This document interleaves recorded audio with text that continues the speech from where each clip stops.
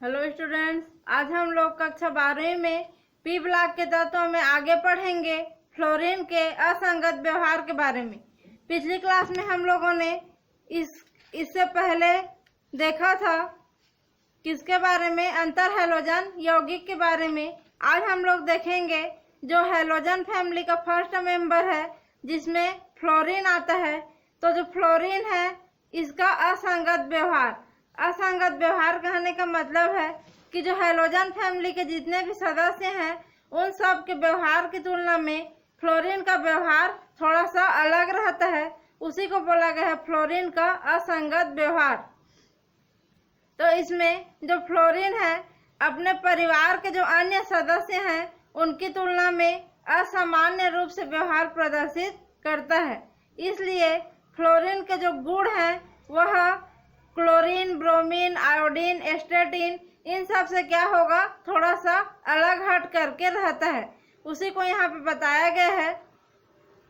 तो फ्लोरीन जो है केवल ऋणात्मक ऑक्सीकरण अवस्था प्रदर्शित करता है। फ्लोरीन का कहीं पर भी ऑक्सीकरण अवस्था देखेंगे तो केवल ऋणात्मक ऑक्सीकरण अवस्था प्रदर्शित करेगा। लेकिन समूह के जो अन्य तत्व हैं जैसे क्लोरीन, ब्रोमीन, आयोडीन ये सब क्या करेंगे, धनात्मक ऑक्सीकरण अवस्था भी प्रदर्शित करते हैं। ये ऐसा इसलिए होता है क्योंकि जो फ्लोरीन की विद्युत ऋणात्मकता का मान है बहुत ज़्यादा या सर्वोच्च रहता है, जिसके कारण वह केवल ऋणात्मक ऑक्सीकरण अवस्था प्रदर्शित करता है। दूसरा देखेंगे तो जो फ्लोरीन है अन्य हैलोजन की तुलना में सबसे ज़्यादा क्रियाशील या फिर एक्टिव रहता है, क्योंकि जो फ्लोरीन और फ्लोरीन के बीच में बंध पाया जाता है वह दुर्बल बंध रहता है। इसलिए कम ऊर्जा देने पर ही आसानी से टूट जाएगा और टूटने के बाद जो है फ्लोरीन आसानी से दूसरे के साथ क्रिया करके नया प्रोडक्ट बना सकता है।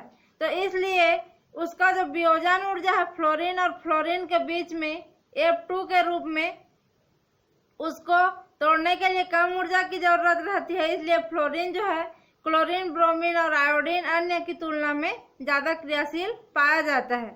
फ्लोरीन केवल एक संयोजकीय है, माने कि जो फ्लोरीन है केवल किसी एक के साथ एक इलेक्ट्रॉन का साझा करके या फिर एक इलेक्ट्रॉन ग्रहण करके अपना यौगिक बनाता है।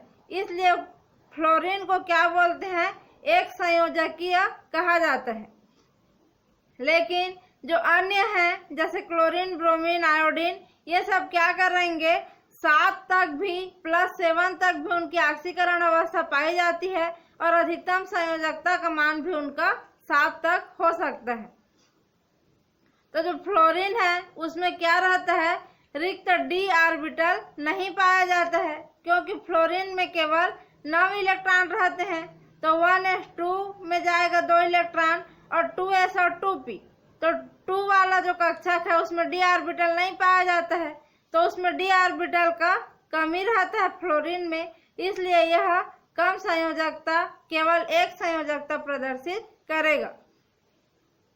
जो फ्लोरीन है वह HF बनाता है। जब हाइड्रोजन फ्लोराइड बनाएगा तो कमरे के ताप पर वह लिक्विड अवस्था में या द्रव रूप में पाया जाता है।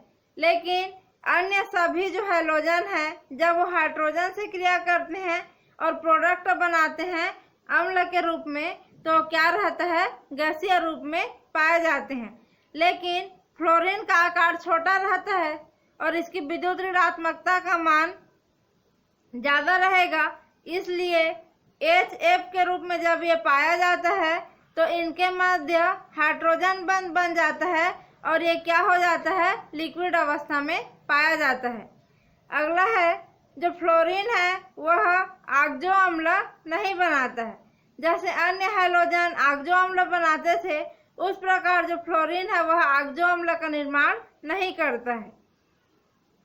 ऑक्सो अम्ल नहीं बनाने का जो कारण है वह है ऑक्सीजन की तुलना में फ्लोरीन क्या रहता है, अधिक विद्युत ऋणी रहता है और इसमें रिक्त d ऑर्बिटल नहीं पाए जाते हैं, जिसके कारण यह ऑक्सो अम्ल का फॉर्मेशन नहीं करेगा। अगला है जल से क्रिया करता है जब फ्लोरीन, तो क्या करेगा, जल का अपघटन कर देता है और ओजोन का निर्माण करता है। माने जब जल के साथ रिएक्शन कराएंगे फ्लोरीन गैस को तो क्या करेगा, जल को वह अपघटित कर देगा और वहां से ओजोन का फॉर्मेशन करेगा। लेकिन जो फ्लोरीन को छोड़ करके अन्य हैलोजन जो है ग्रुप के, वो क्या करते हैं, ओजोन का निर्माण नहीं करते हैं। तो यह भी एक फ्लोरीन का असंगत व्यवहार है कि जल को अपघटित करके वहां से ओजोन का फॉर्मेशन करता है। ऐसा इसलिए होता है क्योंकि जो फ्लोरीन है वह प्रबल ऑक्सीकारक है और जल में जो ऑक्सीजन रहता है उसको क्या कर देता है, ऑक्सीकृत करने का काम वहां से करेगा। और धातुओं के साथ संकुल बनाने की प्रवृत्ति, संकुल माने जो बड़ा वाला ब्रैकेट में लिखा रहता है, जो डी ऑर्बिटल के लोग ज्यादा संकुल बनाते हैं, डी ऑर्बिटल के तत्व, तो जो धातु के साथ माने कि डी ऑर्बिटल के जो धातु रहेगा उनके साथ संकुल बनाने की प्रवृत्ति फ्लोरीन में बहुत ज्यादा पाई जाती है। लेकिन अन्य जो हैलोजन है जैसे क्लोरीन, ब्रोमीन, आयोडीन, एस्टेटिन, इन सब में यह प्रकृति फ्लोरीन की तुलना में बहुत ही कम पाई जाएगी। तो जो क्लोरीन है वह Al F6 इस प्रकार से बड़ा कोष्टक और 3 माइनस इस टाइप से संकुल का निर्माण करेगा। Al के जगह Fe माने कि आयरन भी हो सकता है यहाँ पे, तो Fe F6 और यहाँ पे 3 माइनस का भी निर्माण ये करता है। तो इस प्रकार से छोटा आकार होने के कारण जो फ्लोरीन है वह संकुल यौगिक का भी निर्माण डी ऑर्बिटल के साथ मिल करके करेगा। अब सल्फर के साथ जो क्रिया करता है फ्लोरीन, तो सल्फर हेक्सा हैलाइड का निर्माण करता है, लेकिन जो अन्य हैलोजन है वह हेक्सा हैलाइड नहीं बनाएंगे। केवल फ्लोरीन जो है वह सल्फर से क्रिया करके हेक्सा फ्लोराइड का निर्माण करता है। ऐसा इसलिए होता है क्योंकि जो फ्लोरीन का आकार है अन्य हैलोजन की तुलना में छोटा रहेगा, जिसके कारण वो सल्फर से आसानी से रिएक्शन करेगा क्योंकि इसकी एक्टिविटी ज्यादा पाई जाती है। अब लास्ट है इसका फ्लोरीन के असंगत व्यवहार में जो हाइड्रोजन फ्लोराइड है HF जो रहता है जब हाइड्रोजन के साथ क्रिया करता है और अम्ल बनाता है, ये जो HF है H+ के रूप में इसका हाइड्रोजन को दान कर सकता है। यह यौगिक H+ के रूप में अपने हाइड्रोजन को दान करेगा, इसलिए ये एक अम्ल है। तो अम्ल है तो यह द्विभाषमिक अम्ल के रूप में रहता है, जैसा कि H2F2 के रूप में ये पाया जाता है।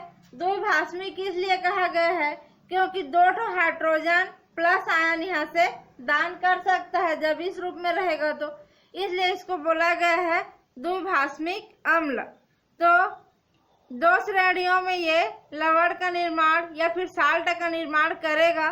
तो यहाँ से एक हाइड्रोजन निकल जाएगा और एक तो सोडियम जुड़ जाएगा, तो क्या हो जाएगा, ये NaHF2 बन जाएगा और यहाँ से दोनों हाइड्रोजन हट जाएगा और 2 सोडियम इसके जगह में आ जाएगा, तो Na2F2 का निर्माण होगा। तो इस प्रकार से अन्य हैलोजन एक भाषमिक रहते हैं, लेकिन जो फ्लोरीन का हैलोजन है वह इस प्रकार से द्विभाषमिक रूप में पाया जाता है। इसका कारण भी है फ्लोरीन का आकार का छोटा होना।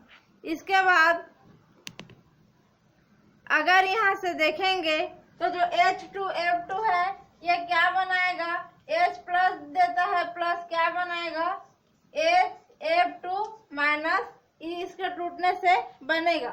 और जो HF है ये जब टूटेगा तो ये H+ और F- का निर्माण करता है।